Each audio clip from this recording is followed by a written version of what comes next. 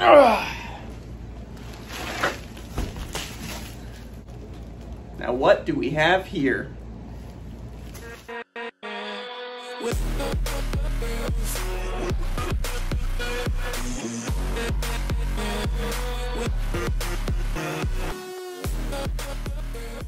Hey everybody, Anthony Alfredo here, and today I actually have a video for you guys that I am very, very excited to film. As you can see, I've got the SimSeats driving simulator behind me, and I've got this beast right next to me, and if you don't know what this is actually my sim platform from SimSeats driving simulators with 4 D-Box technology actuators on it. You've already seen this featured in some other videos because when I was home for the holidays with my family and I surprised my dad with his very own simulator, we added this to his rig, helped get him acclimated, and I filmed a bunch of content on it. Well, I unfortunately had to steal it from him and bring it back because it's so cool and such a valuable training tool for me and just makes iRacing that much more realistic and valuable to me as a real-life driver that I brought it back down on my ride to North Carolina when I came back from the holidays to get the season started.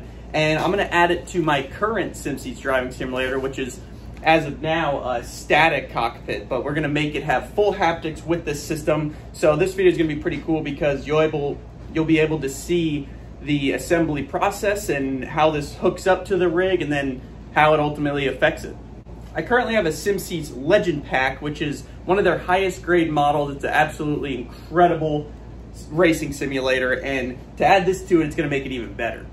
If you saw my in-depth simulator tour of the rig that I set my dad up with and surprised him with for Christmas, it's pretty much the same, so most of the features are very similar. Mine has a couple different things like a different wheelbase and a couple different modeled items, but I'd be more than happy to do another sim tour video of my simulator if you guys were interested, so please let me know in the comments below. We'll do that after we add this, but I figured it'd be exciting to film the process of how this all works, how to put it together, and really how simple it is to add D-Box haptics to your SimSeats driving simulator.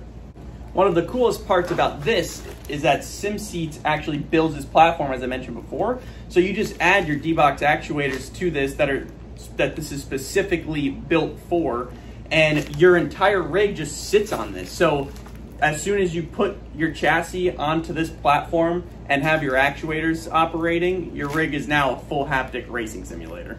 All I gotta do is just get it underneath the back of the simulator and I could slide it right underneath. I'm gonna put those little floor cups underneath so it slides across the carpet well, and once it gets underneath there, we'll be good to go. And then I'll show you more about how the D-Box actually works and how to install a D-Box haptic system, so to speak, because the back of this has all your control modules and things like that. And I'll really get to show you how the wiring and all that works and makes this whole thing operate properly, since I wasn't able to do that when I had assembled the rig at home. I'm loving this new ring light I got too. It holds my camera up. In this case, I'm actually using my phone, and the new iPhone's got such great quality. So I'm using that. The lighting's so great because the lighting in my apartment is horrible, but this ring light makes up for that for sure. For something so strong and durable, it's pretty amazing how it's still somewhat lightweight. So like I was talking about earlier, your SimSeats chassis just rests on this platform.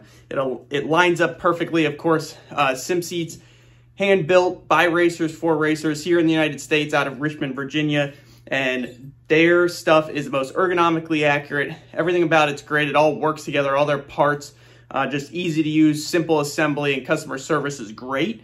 SimSeats has developed some really cool products, and I love working with them on some R&D work as well, as they develop new items and pieces of equipment. But one of the best parts is that even though it's the highest grade and highest quality sim equipment you could buy, they still keep it relatively simple. And like I said, all of their products work so well together, and it's just simple for the user. Now, that plays in perfectly with D-Box, and I'll show you why in a second.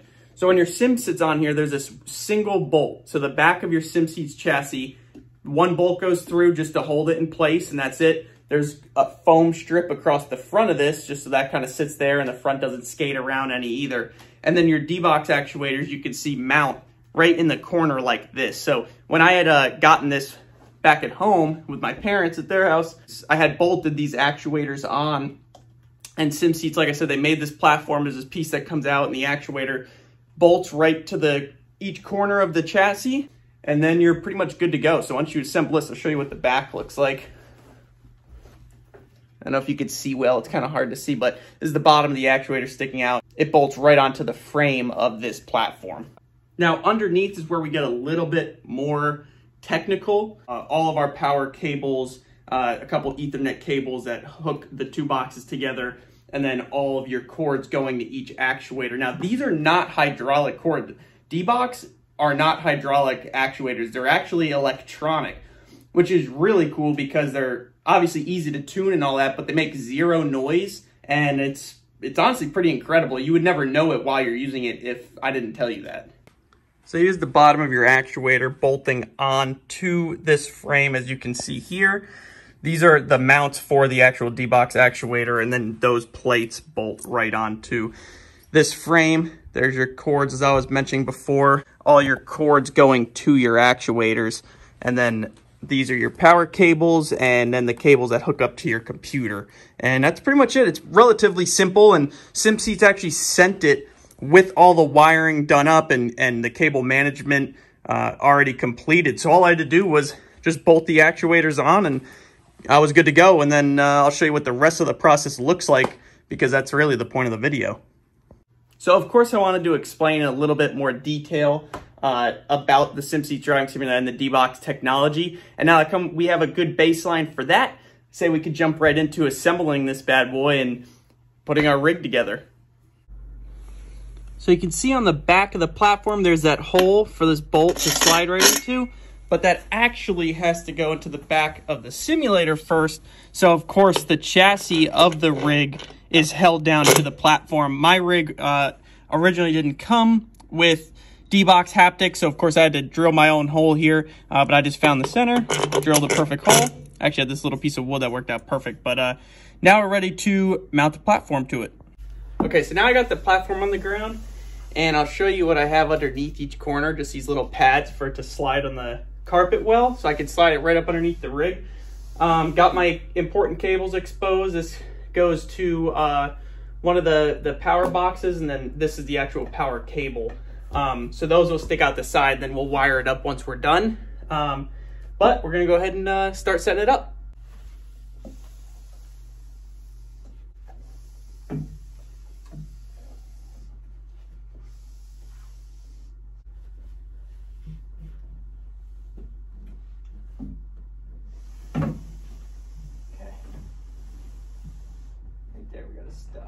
All right, so as you can see, I finally got the platform underneath the chassis of my simulator and put the bolt through the back of it. Everything's set in stone right now, so the last thing to do is just to plug it in, get it wired up, and then I got to readjust my monitors because I had to lift them up because obviously now that my cockpit is on top of this platform, it's elevated probably an extra 6 inches or so, and then we got to leave a little bit of clearance to the bottom of the monitors from the wheelbase on the wheel deck, just so that when it's moving and going up and down at max height, it doesn't hit the bottom of the monitors.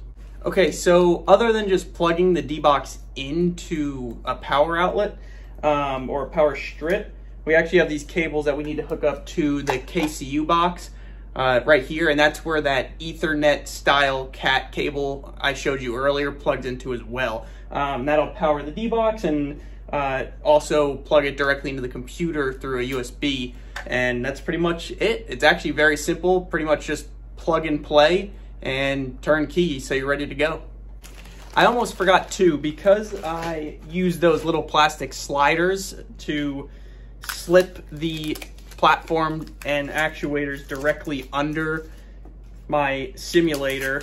I've got to place my little pucks underneath, if that's what you want to call them. They just sit in these little squares, and as you can see, this little puck is kind of concave so that the bottom of the actuator sits perfectly in here, and it won't slide around or move. It just cups it perfectly and it'll sit still. But it's nice to have these two just so that there's not so much pressure in one spot on especially a carpet floor, right? You can kind of distribute some of that weight and force. So as you can see, I actually got it all set up now. I've got the SimSeats platform underneath the SimSeats driving simulator with the D-Box technology actuators hooked up to it. I set everything back up, organized the wires, did a little bit of cable management, and really all that was left was plugging it in, like I said earlier. So I'll give you a closer look at those things just so you can see those items, but other than that, we're ready to go. So as I said earlier in the video, if you would like me to do a more in-depth tour of my entire simulator, I would love to do that. Just let me know in the comments below. But for now, we're going to keep it specific to the D-Box haptic system and the wiring for that. So here's the KCU for the D-Box that I actually just mounted onto the front of the monitor stand with a little bit of a Velcro sticky pad. The cables from the KCU are coming from the underneath the D-Box and then going into the computer, while the others are plugged into a power strip at the front of the rig. Underneath, you can see those main power boxes. All those modules are hooked up and wired. Like I said, SimSeats had all that done for me when I got the platform, so the rest of it was just plug and play. I've got the actuators sitting on their respective pads and in their cups so that they don't move around. And it's ready to rip. The cable management here gets a little bit messy. I'll try to neaten it up and do a little bit of a better job, but pretty much everything's inside this cable box. There's two power strips, one that I've already had for all the main wiring, computer and equipment and just any peripheral that's plugged in. But I added a second one for all the cables coming from the D-Box that need to be hooked up and have power. So the setup's complete, ready for me to strap in and start live streaming and producing more content for you guys. So I'm looking forward to that. I'm really excited to add this D-Box technology to my simulator so that now it's a full haptic racing simulator. As you've seen in some of the other videos, it's incredible, and I'm excited to have it in the comfort of my own apartment now. Also, really the only adjusting that I had to do was raise the height of the monitor stand. I just brought the monitors all the way up because the stand is super adjustable from SimSeats, and that gave me more clearance, enough for, of course, the chassis to go up and down, but also just because the resting height is higher now with the actuators on here.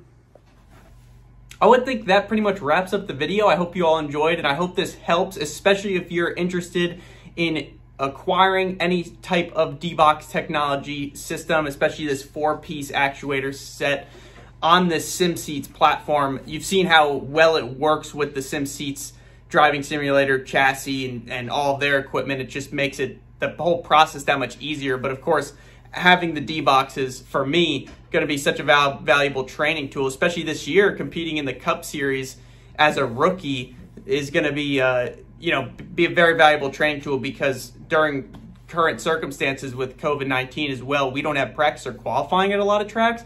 So any way that I can make my sim more realistic and get the most out of iRacing, the better, because it's what I'm going to be spending the majority of my time on to prepare for upcoming races and try to do as well as possible on the track. And that all starts with simulation before you get to the track. Virtual to reality, or sim to reality, as I like to say.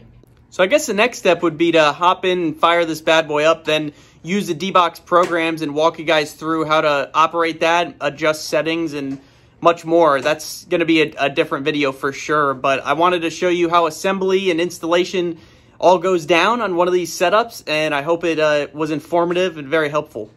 If you have any questions, feel free to reach out. Never hesitate to ask a question in the comments below or DM me on any of my socials. I do my best to get back to all of you, and I appreciate your support as always. If there's anything regarding the simulator outside of the D-Box technology, and more so just all the equipment and the sim itself, I'd love to do an in-depth tour and review of the rig for you all, so just let me know if you'd like to see that. Other than that, it's been Anthony Alfredo. I appreciate you guys tuning into the video and all your support lately. I hope you all have a great rest of your day. Bye.